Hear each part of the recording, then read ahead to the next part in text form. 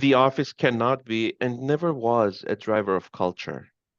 It never was the driver of culture. The physical space was never the driver for culture, right? It's the people that make the culture. It's how you feel, the sense of belongingness. Now, how does that play out after COVID? Well, we demonstrated very clearly for 3 years that we don't have to be in the office to perform. Why are you telling me to come back to the office? For what? To do what? Because it's good for our culture. Guess what's going to happen if you bring people by force under the threat of punishment or, missing a promotion or, decreasing your pay? Guess what's going to happen to the culture of your company in this same office where you're bringing people to? Resentment, discontent. I don't think it's going to go well. Hello and welcome to Rediscovering Connection. My name's Shelley and today I'm with Sotos Poulimenos. Oh, goodness. Go again, it's easy. Sotos Poulimenos. Perfect. Okay, great. Been practicing that one.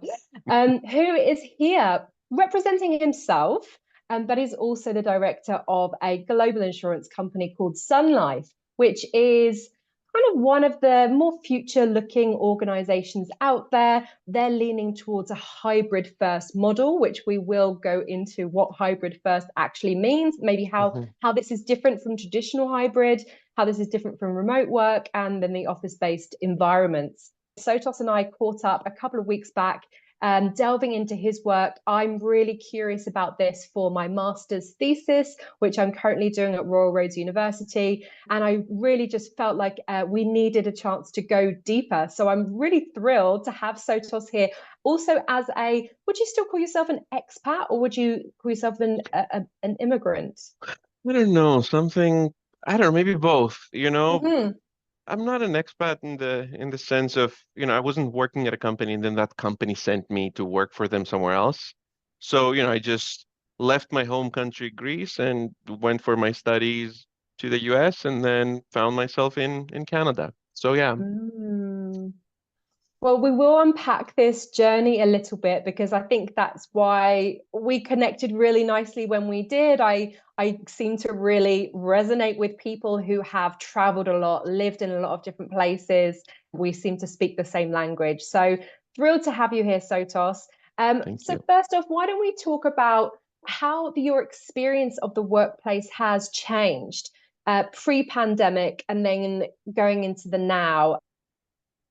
There's so many things that happened in such a short time frame. Um, that it was a bit of a shock for all of us, right? As humanity, as people, our collective psychology, our organizational psychology was impacted.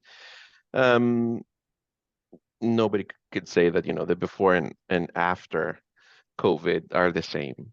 I think one of the big differences is it has to do with the fact that we were exposed to a very different reality that made us reconsider certain things, not just about work and the workplace, but also about life. So these two are interconnected, right? Work is part of what you do when you live, unless you're very lucky and you never have to work. Um, so I would say that people have started to look at, especially, the younger workforce, members of the workforce, um, have started to look at things slightly different. Part of that is maybe not seeing the hustle as something necessarily good, not seeing, long work hours as a badge of honor, valuing well-being and mental health and physical health a bit more than a certain amount of money. Um, And in terms of expectations from the workplace, we knew from before that as generations change and the information becomes more democratized, People have access to free learning everywhere, and they can learn just by Googling something or going on YouTube or TikTok or any of these platforms to learn things. People have started to put more value and have certain expectations when it comes to their own development at work. So we don't see the traditional loyal employee that you would see, in our in my parents' generation, where they would start and would stay for 25, 30 years with the same employer, and the employer is going to take care of me, right? For a couple of reasons. Number one, the economy is very different now than what it was then, right? Um, you cannot afford a house, a cottage, and a boat on your dad's salary with your mom and two siblings. That doesn't happen anymore. So people are naturally chasing after money, so it's more likely for them to jump. One of the factors that that can change that, is development and learning at work, along with a host of other things. But that's one of the things that we definitely see a trend with regards to people that are either entering the workforce or people that are leaving a certain company for a different one. For sure.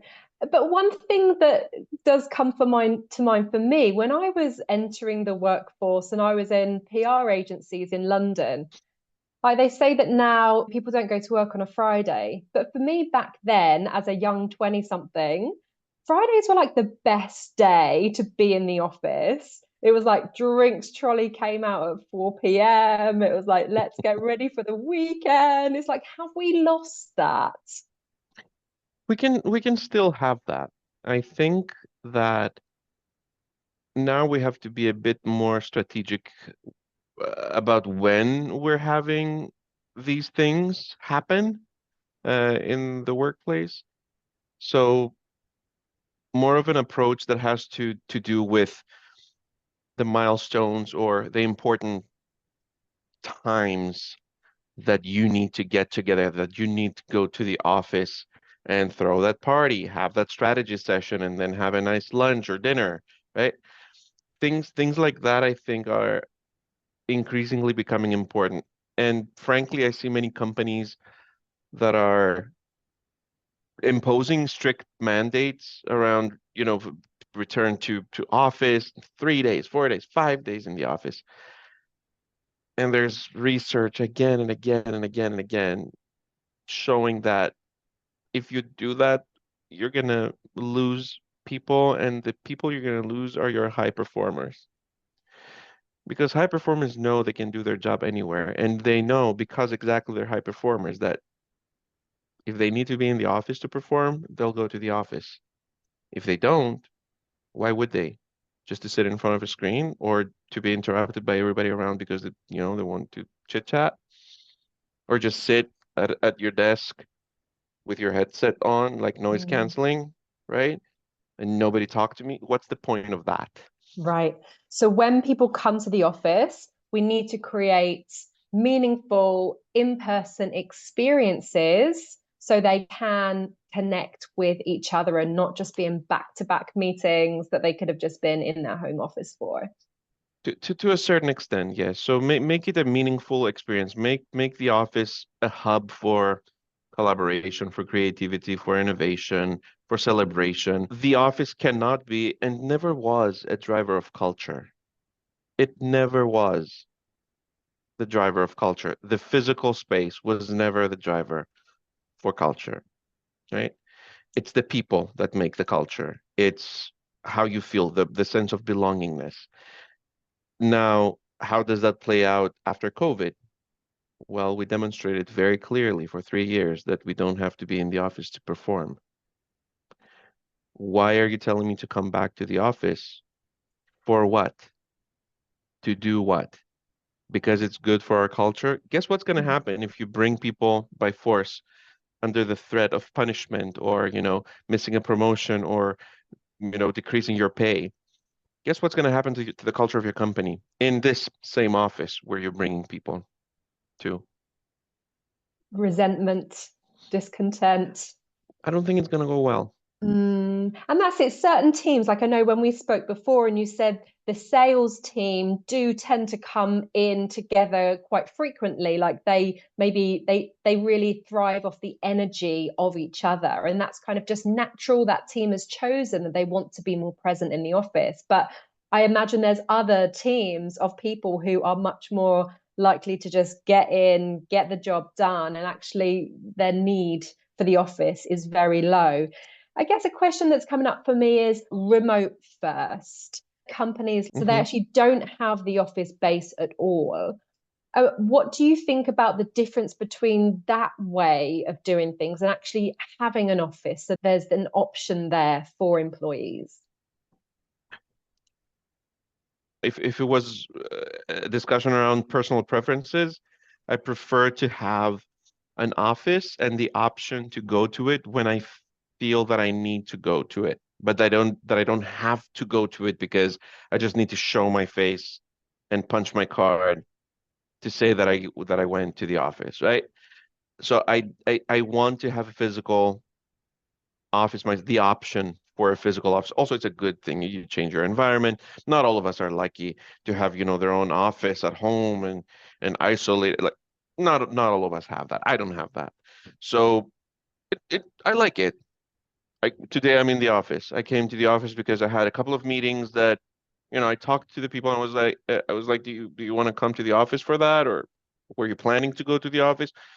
And we were saying, you know what, that's actually a good opportunity. Let's go to the office, let's meet, let's grab lunch together, Mm, right? You see how different the interaction is there, how you add meaning to it and weight, special weight to the interaction. It mm, becomes something more than just we're getting on a Zoom call, for example. We can do that, right? But mhm. why don't we grab lunch so we can have the meeting in person and then grab lunch together and we can laugh Beautiful. and drink something, right? Yes. So it's very different. I've never worked for a company that was remote only. Granted, before COVID, I don't know many companies that were. There were some, but not many. As you mentioned, there are certain teams. Again, not just at my company, in general, this is it's a very personal matter, right? You know your team better than anyone else. You know whether your team prefers to be in person or not. You know whether the function that your team performs needs to happen in person at the office or not. If there's a question mark there, this is your opportunity to question a little bit the status quo and say, do I really need to bring them into the office 3 days a week? What if the entire team is distributed across different offices? Does this mean that each person needs to go as a unit, single unit in the office, even though they're in different offices? Because I've seen that, right? Or does Shelley need to go to the office when in downtown Toronto when her leader is in the United States? So regardless of whether they're in the office or not, they're not going to see each other physically. What function are we serving by bringing people in the office? I think and these are not easy. I don't have the answers to all these things. But what I do know is that as an adult professional, I know when it makes sense to come in and when it doesn't. I know what I can do from home and what I should be doing at the office. And another thing is productivity when working from home. There were like certain researchers that came out early after, the big COVID waves, right, went away and companies were starting to talk about return to office. There were some researchers that came out that were talking about, oh, when you're at home, you're less productive. A lot of these companies clearly demonstrated ties. There was a conflict of interest, let's say, between who was pushing for these research papers to come out. Mm. Uh, and this is public information. I'm not calling anyone out in specifically, but you can look it up. Um, and it was really weird because you would hear these things. You would hear that, oh, this research came out and said that people working from home are less productive. And I was thinking to myself, I was thinking, well, when I'm working from home, A, I'm less tired in the morning because I don't have to wake up 2 hours earlier to drive or to take the subway, right? I spend less money because I can cook at home. I can eat something at home. And not only that, but I most likely won't close my laptop at 4:30 or 5 and say, okay, I'm done and done. I'm not touching it again. What usually happens is I pause, I'll make something to eat, I'll go back. Take a walk with my dog for 20 minutes. I'll come back. And these are, the recharge interims that Hmm. help you keep going. And this is why I find myself sitting with my laptop on my couch, watching TV, responding to emails at 7, 8. Hmm. If I were in the office,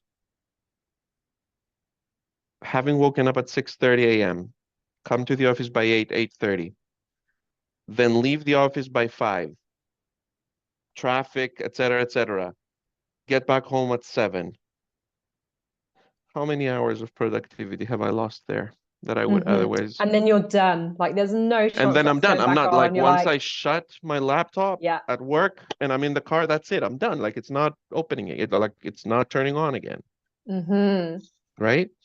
So these are things that, and again, there's always kind of we need to think about the context here in every situation. I'm not saying there's like one, blanket solution for everyone.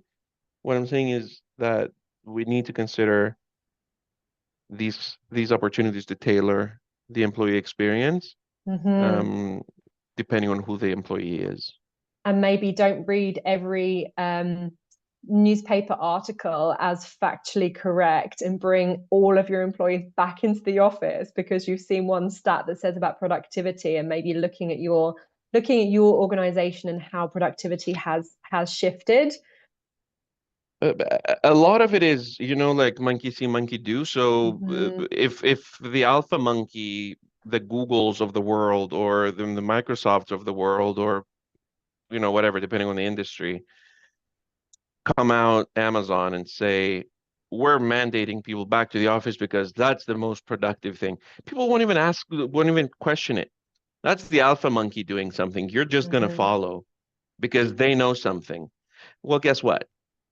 Most of the time they know something, but it's not what you think it is, Hmm. right? There's so many different things. There's so many different, as I said, there's a lot of money to be made by maintaining the status quo.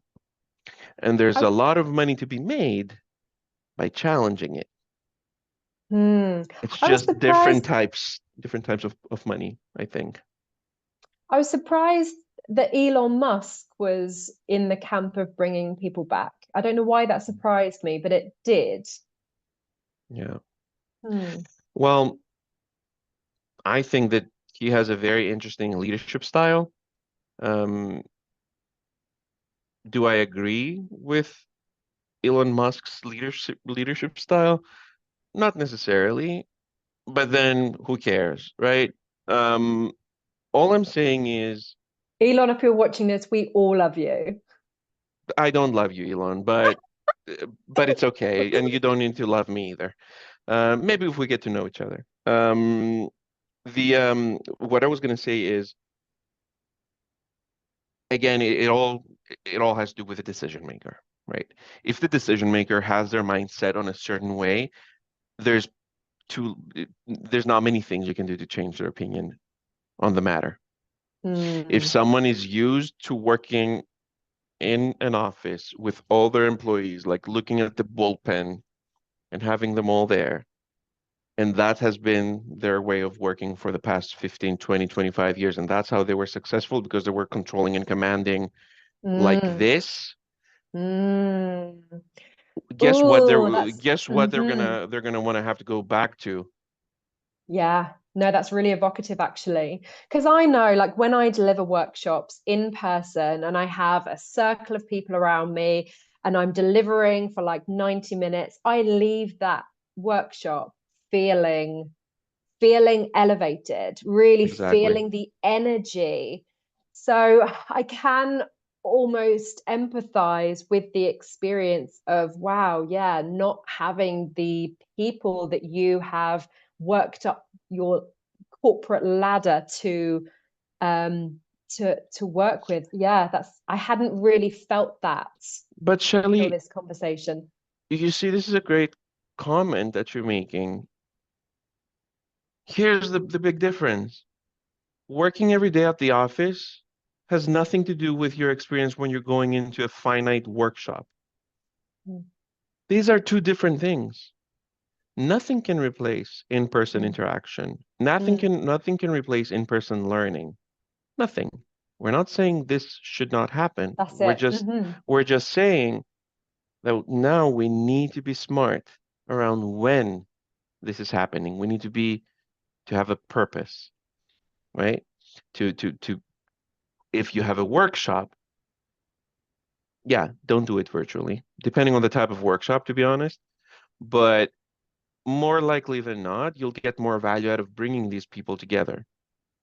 It's similar to the thing, it's similar to, before COVID when we were doing these big in-person events, learning events, right? And you would bring 100 people and you would say, this is a great training with 100 people. It's not. It's not a Mm. great training with 100 people. And also they didn't need to be in person to do this training, this 100 people, right? It's a different thing to bring 10 people, 15 people, up to 20, let's say, Yes. together to reflect, to mentor each other, to learn from each other, to try things out there tangibly and fail together. Hmm. And a different thing to create a town hall and bring everyone in just to say that this is an in-person event, right? There are so many variables that we need to consider, and a lot of them have implications, behavioral implications, learning implications, psychological implications on the participants that we tend to not really think about. Because why? Because this is how it's always been done. That's how we did it before COVID. So that's how we're going to do it after. There's a very, very important moderator there between the before and after. And that's the 3 years of COVID that really taught us many, many things about ourselves, the way we operate, the way we can run a business, the way we learn, the way we raise our children, right? So many things. One of the really beautiful initiatives that you shared with me when we initially spoke was this new opportunity for employees to work from anywhere for a month. Is it a month a year or is it just one off? Yeah, many companies are offering similar um, let's say benefits because that's what it really is. Um, it's a really good benefit. I won't lie to you. Today I was talking to someone from a different company. The other week I was talking about it with someone from the UK actually, and they were telling me their company allows that as well. So I see more and more companies providing that kind of benefit, the work from everywhere benefit for, as long as you have the appropriate work permits, right? And as long as you're going in a country where your organization um, doesn't consider a risk, right? So, for example, a war zone, okay, you're not probably not allowed to work from a war zone. Hmm. Um, Or you cannot really go, for example, as a European citizen, you cannot just go to the US and work from there if you don't have a work permit, Right. right? Okay. Yeah.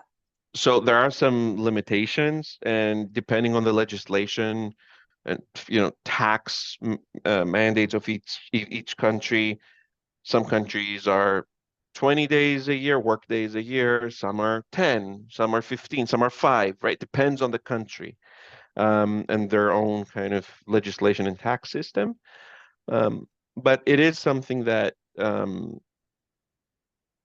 it helped me a lot personally when I needed to take because I didn't use it to necessarily vacation um, and work from my home country, Greece. I went there during the winter because there was a family emergency and I was going to take a leave of absence and essentially not get paid, during my absence. And my leader came to me and said, "Listen, did you know that we have this policy was new? Um, you can actually work from there if you have the appropriate, work permits, which I do. You can just go and work from there. We'll figure out how you're going to be working, what hours you're going to be working. It's going to be core Canada hours. It's going to be how, however, That would it be ends up tricky working. for free. Yeah, yeah. So, but you know what? We made it work, and it worked beautifully. And I got to spend time with those family members that otherwise I wouldn't have. And that was all thanks to this policy. Mm. And so you hadn't heard about the policy before you suggested. Is that policy now something that Sun Life is promoting, or is it more a as people hear about it, then they might start asking to take it up? There was a promotion period that apparently I missed out on. Like I didn't see You're that. not reading all your internal comms. Yeah. Um, so I used to be in internal comms, it so was it was it was promoted internally, but yeah, it was somewhere. So I think benefits like that kind of spread like wildfire after a few people that are the formal or informal leaders in the organization have used them and are happy with them, similar to learning programs. And you see a list of learning programs, like which one should I go to? Oh, Shelley told me this one is really good. I really trust Shelley. I'm going to go to that one. Similar with that.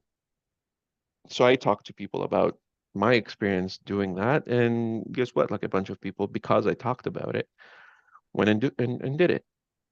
amazing. And I bet they really thanked you for that as well. Well, they thanked the company Yes. because I didn't make the policy. Hmm.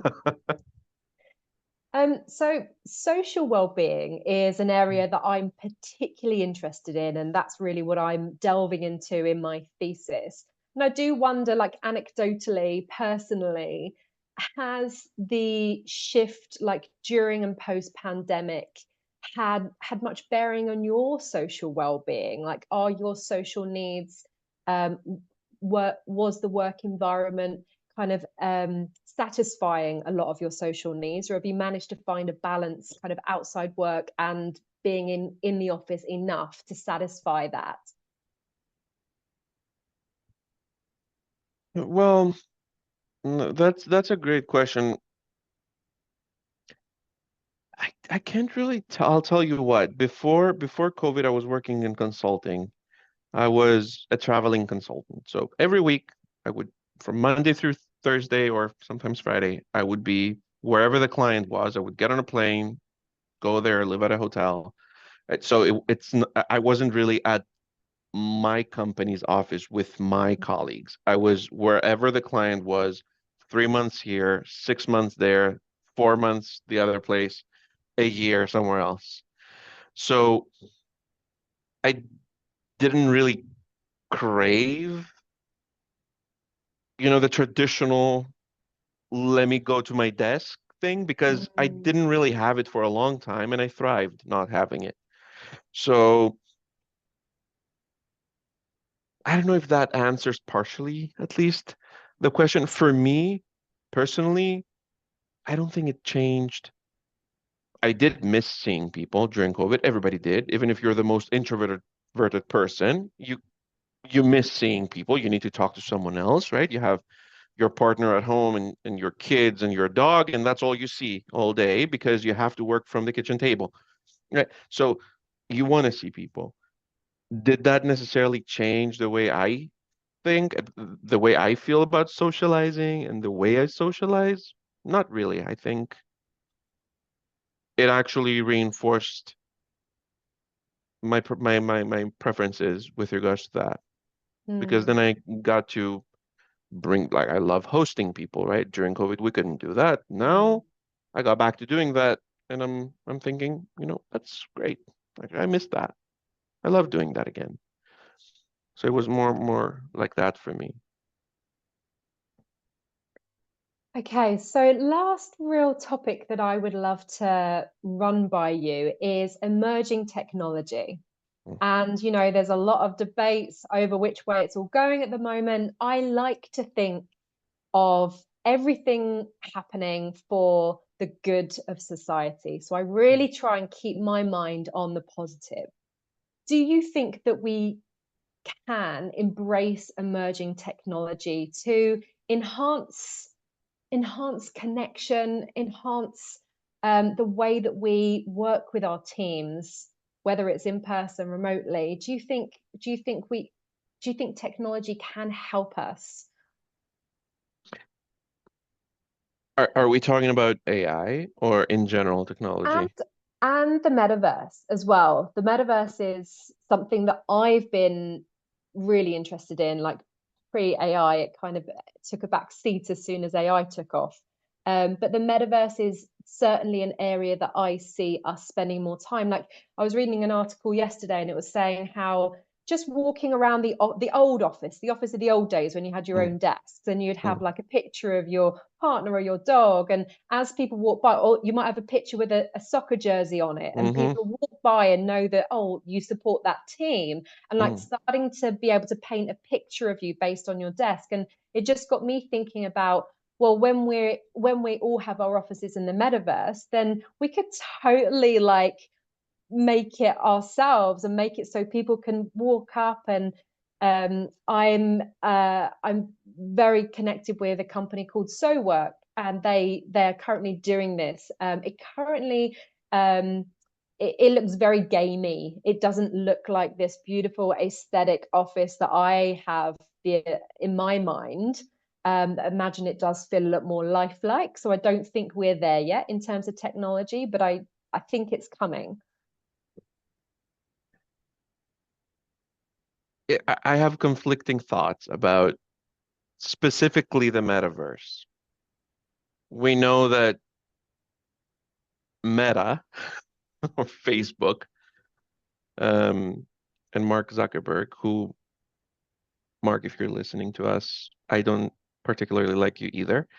But we can meet each other and maybe this will change. What I was going to say is we know that they spend a lot of money and effort and brains and blood, sweat, and tears in creating something that didn't necessarily have the ROI they were expecting. So that should not be the only indicator of where these things are going because sometimes society is not ready or technology is not there yet. I do think that it could replace potentially part of how we do our job, similar to how Zoom replaced us getting in person, but it will never replace, and I will go on record saying that it will never replace the real life experience that you have with people. And even if we feel that momentarily it replaces that, in the long term, we'll see things that start popping up because you're lacking this tactile experience of touching the nice couch in your office or hugging a colleague or smelling someone's perfume or going to the cafeteria and eating together, right? You're missing out on these things. And these are core behavioral, these are like schemata that we have in our brains around how the world works. Our brains are not evolved to be in front of a screen the whole day. And that's why we talked about COVID fatigue and Zoom fatigue, right? Because our brains are not there yet. Our brains are more this in person, not what we're doing now on Zoom. Does that make sense? Totally. Yes. Yes. And kind of that's delving into kind of digital well-being. And I wonder if you found any practices yourself so that you're not, when you're working from home, so you're not staring at a screen from the moment you start work to the moment you kind of put your laptop down? Do you have any practices where you're like, okay, I can read this offline, I can like plan this offline? Do you put any kind of digital boundaries on yourself for the health of your eyes, if nothing else? Well, that's a tough one because no matter whether you're, you can be at the office, you can be at home, you can be in your car or on the beach. As long as you're working, you have to work with a screen most of the time, right? Uh, 90% of the time. There's going to be these meetings that you don't need a laptop, but even in these meetings, you'll have your laptop in front of you taking notes or finding something. So you're going to be looking at the screen. So that's why it's a tricky one. What I do is like an exercise that someone taught me from my previous job when COVID started and we started to work from home. Um, and they taught me to focus somewhere outside of my immediate environment. So look at the window. It doesn't need to be beautiful. It can be literally an ugly building across the street. Just focus on one tiny detail of this building, for example, and spend about a minute or two just looking at that and thinking about that particular one particular window that's very dirty and I can see it from here. And there's a curtain that's half hanging there. How can it be inside the house, the apartment? Who lives there? What does it smell like? So you think about it, you get yourself out of the environment for a minute or two, Mm. and then you come back. So you've done two things. You've given your brain a break by thinking something completely different, creative. You wonder, right? And your eyes, because from the near focus on the screen, the crystals on the screen, you're focusing on a real life thing that exists right there. So it has helped me a lot. I'm lucky enough to have we are relatively low in the condo that we live. We're like on the fourth floor. So the trees, the surrounding trees, we can see them from our windows. And, we have squirrels and we have little birds and all that. So that's what I do. I just take a minute or two every now and then to just focus on something else, think about it, fantasize. And then also what people do, and I try to do as well, is don't sit for too long. If you're on a call and you're working from home and you don't need to be on camera, I don't know, pick up a duster and while you're on the call, dust. And you'll see that you'll be even more focused when you do that on the call, by the way. Rather than actually just being on your phone, but they can't see because they've got the screen there and you're just like, "Bah, bah, bah, bah, bah." Exactly. That So sounds like a better use of your find out multitasking. exactly find opportunities to move. And for people with ADHD, it actually helps because you're doing something, with your hands, which means that your brain can focus on what's being discussed. Mm. So that's another thing that I've found useful. Totally. And I was just thinking of those instances where, on a meeting, maybe there's going to be, three or four presenters, but then there's a whole field of faces. And it's like, why do we need to have our cameras on at these points? Is it just to show presence or to show reaction so the speakers don't feel like they're speaking to Yeah. no one? Yeah. There was definitely that debate going around because some people would just always have cameras off and some people would always have them on.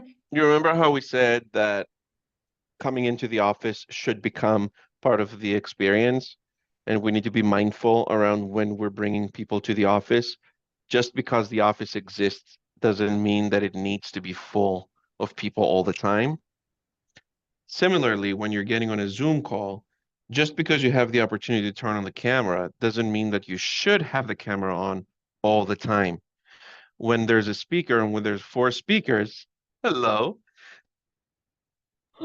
Sorry, Sotos, one sec. He just needs Take me your to time, grab take your time. something.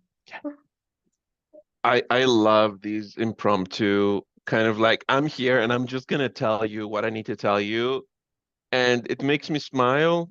And this is another benefit that we get. Right now, we just had this wonderful break when this little one came in and said, "Hey, I need to move this. What was it? Like a Just a chair or stool. something? Just a Yeah, stool, to right? make a Can you help dent. me, mom? Right?" And look at you smiling. Look at all the chemicals that are coming through your brain, from your brain to your body right now, just because we had this Mm. experience, right? So I don't even remember what we were talking about. I don't know, but it's just bring me back to that vision of the desk with the photo. And it's like, well, you've just had a live photo of, you've got an insight into my life. Yeah. So yeah, now I remembered because you said so we were talking about cameras on versus cameras off. So if you have a meeting with up to, let's say, if it's an intimate meeting and you know when a meeting is intimate, don't try to quantify it.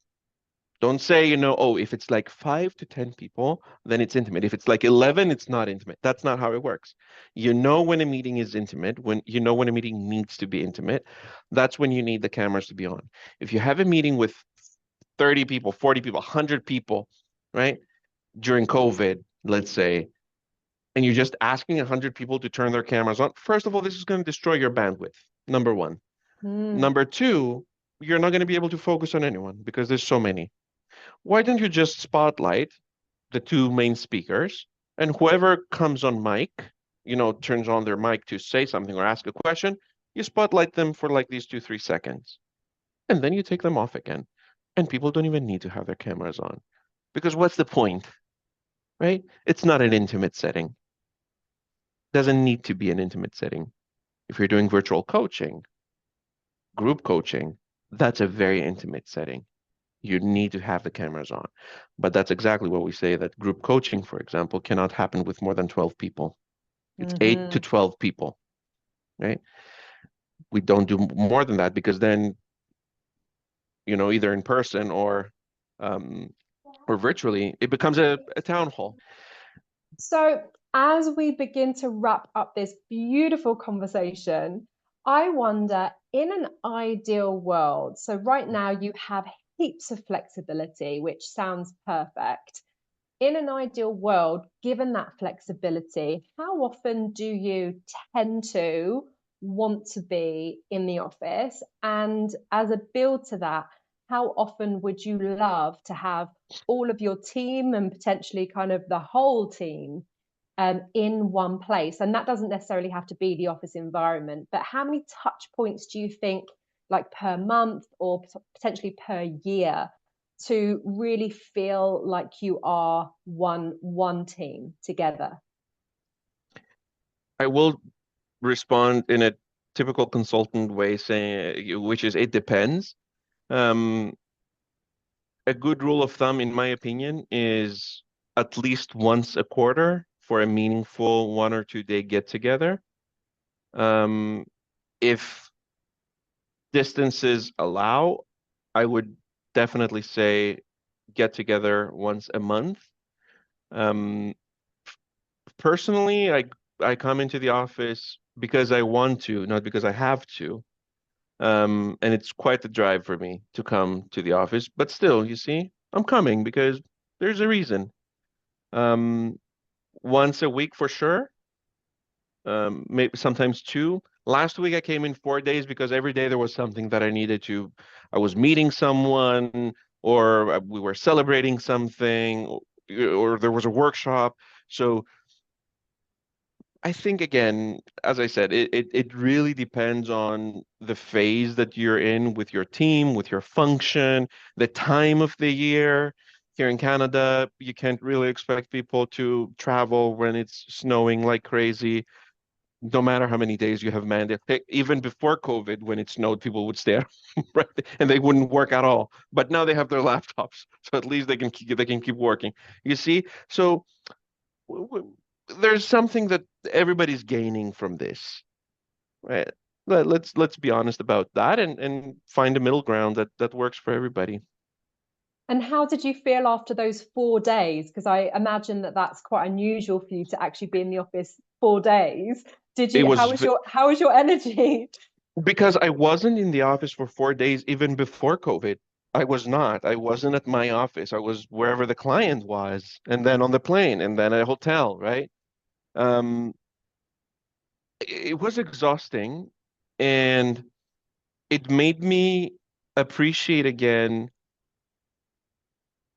I thought how lucky I am to be working for an organization that allows me to be flexible because I paid about $80 in gas just to drive back and uh, fr- from and to, um, plus $25 a day for parking,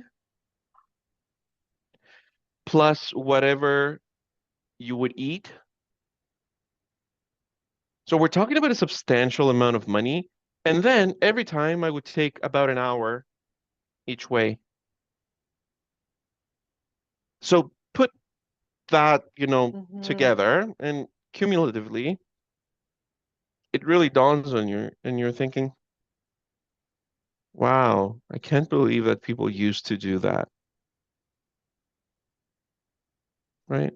And I was happy to do it because it was, you know, the circumstance required. I was actually talking to a friend here about this, and I was saying, whenever I come to the office, I make sure to know at least one or two people that are in the office too, so that we can grab lunch or we can grab dinner afterwards. Because these are the things that get you going, right? Motivate you. 100%. And interestingly, I'll just share a friend of mine, their company has mandated 2 days in the office. She's got two young children. So on one hand, she's kind of frustrated, but on the other hand, she doesn't live in central London anymore, so it's forcing her to go back into London, and then she does then arrange things with friends for afterwards to like help motivate her.